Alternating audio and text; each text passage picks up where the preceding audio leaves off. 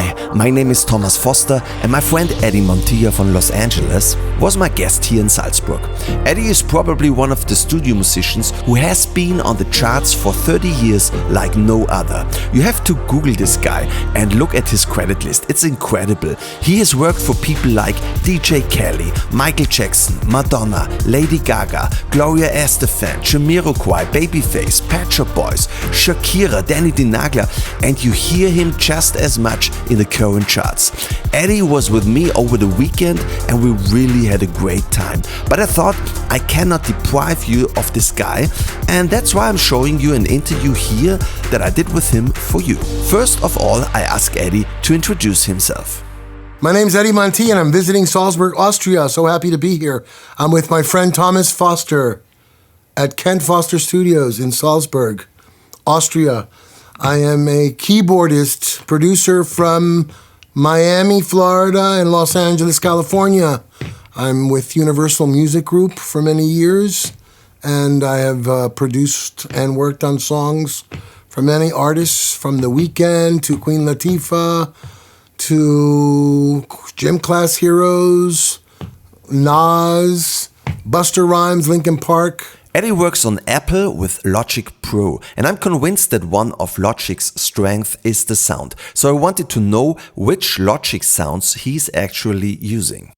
Well, Logic has a lot of cool sounds, like Alchemy, right? Alchemy is a plugin that's kind of overlooked. That sounds great. A lot of those libraries are really awesome. The legacy part of the plugins in Logic are also cool. I use some of the Logic sounds, a lot of them, a lot of them, it all depends. I also use a lot of the EX24s, like the strings, some of the strings, like sometimes if you're using there's some EX24 strings that I blend them in with something. I have Berlin strings, those are amazing, but if you do some blending with some different plugins, you're able to maybe get some of the edginess from a certain sounds from the Logic. Like you may listen to a Logic sound and go, it sounds okay, but if you blend it in with other stuff, Omnisphere, you'll get certain tonalities that are really amazing and some edge. And with that, of course, the next question arises. Which VST plugins does Eddie Montilla use for his daily work? Plugins, well, depends. Nexus, for a lot of EDM stuff. Nexus has a lot of plugins for, in Miami, we do a lot of reggaeton. It's all plucks. A lot of Nexus stuff. They have thousands of libraries. Oh my God, there's so many. There's so many plugins in Contact also that I was just talking about this V1R acoustic guitars that I use a lot. Pianos, I go right to Alicia Keys right away because it just gives me a nice piano sound to start off with. But then Keyscape, which is a great plugin. With Omnisphere, you got all those pianos. So when I start working, I kind of don't want to really start doing a lot of work with sounds. I just want to get my ideas out, and that's the fast way to do it because I don't want to get stuck, looking for sounds and reverbs and all of that kind of stuff. I kind of want to play and get my ideas out of my head, and I try to find sounds that will work for the process of being creative, and then I'll go in. Or I'll have my engineer go in and tweak stuff and find stuff for me. The same with strings. I'll go a lot to Omnisphere. I'll go to Hollywood Strings, for example. Hollywood Strings is just a full ensemble string section that I'll use, and then to get my ideas out, it's got a thickness to it, it's got a sound to it, and then I'll go and I'll break it apart. And then I use a lot of Splice plugins. Splice is quick. And you can put in a BPM into Splice, you can put in the genre that you're looking for, and you can get little loops going right away so that I can get the idea going, because if you sit there and you're looking for sounds and all that, it kind of, at least with me, it stops me from being creative. So I can go to Splice and I can find a loop. If I'm doing pop or whatever, just pop a loop in there, and it just gives me, it gives me something to play against. And that's what I find to be just like really quick, to get my ideas out of my head and I won't forget stuff. That's kind of my process of doing it. Kontakt has, everywhere I go, they have different libraries of Kontakt. Every individual has different libraries. Some people are more hip-hop. Kontakt, has so many plugins. It all depends on what kind of music you're doing. And so wherever I go, I notice what people are using in their list of stuff. Here, there's a beautiful orchestral library here that I find really nice to have.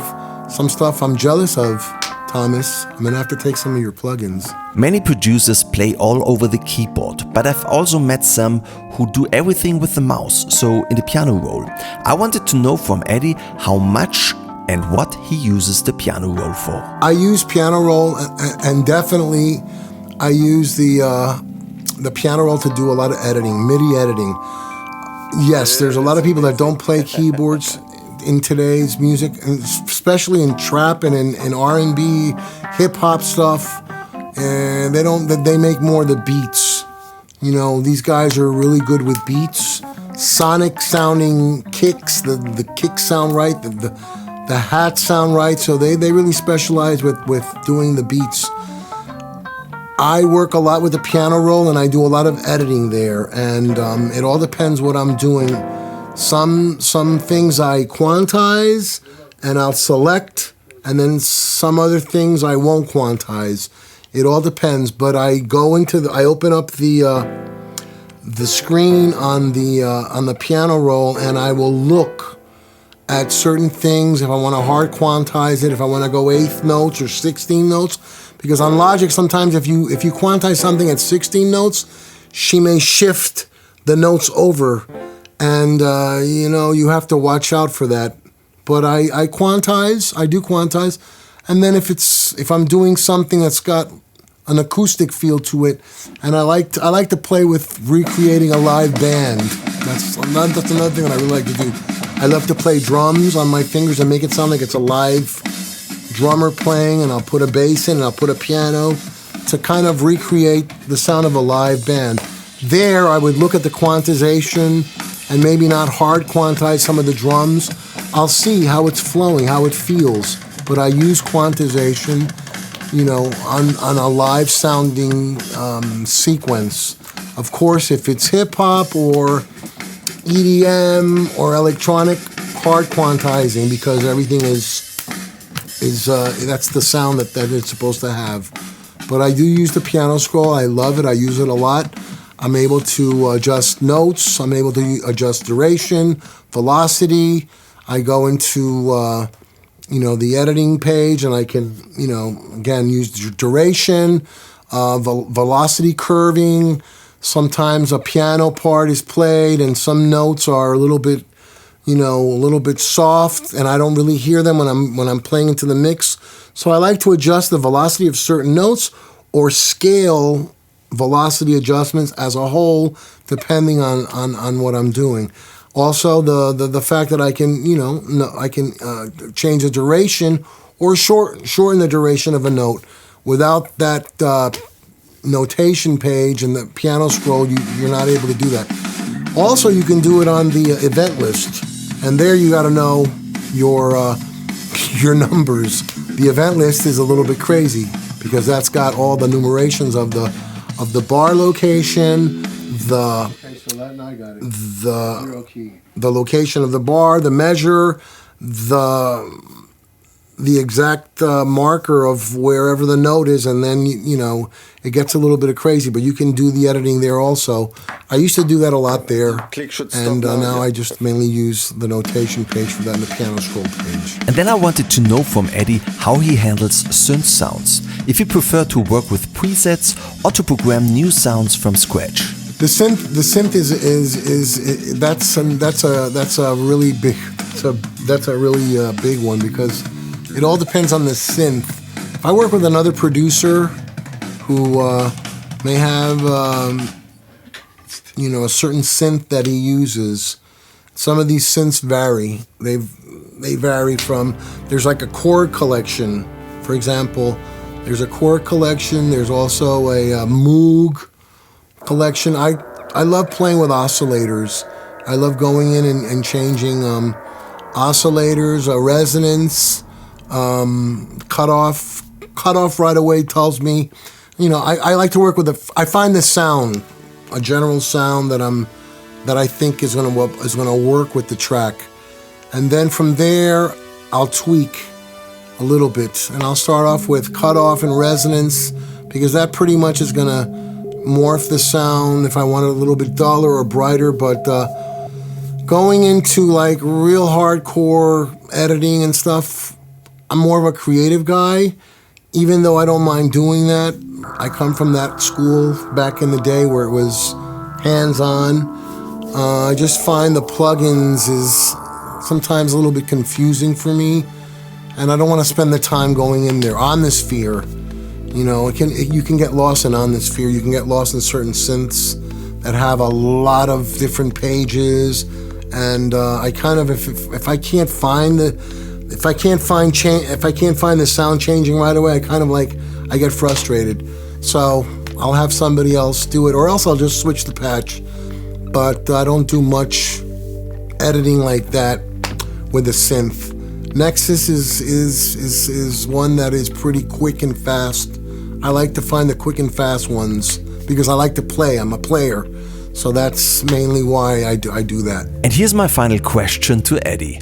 What kind of tip do you have to my subscribers, many of whom would also like to work on international chart tracks? Whew. That's a big question. I would say the first thing that you want to do is you want to get your skills up to a level that it's sounding good. It takes time. It's with anything takes time. It's like a watchmaker. Somebody who's been working with watches, it's time. It takes time.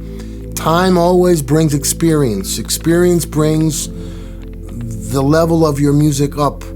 If you are an engineer or if you are a beat maker, you want to always keep a high bar for yourself and try to make yourself sound as best as you can. Because the better it sounds, the more chance you're going to be able to represent yourself and get to the next level.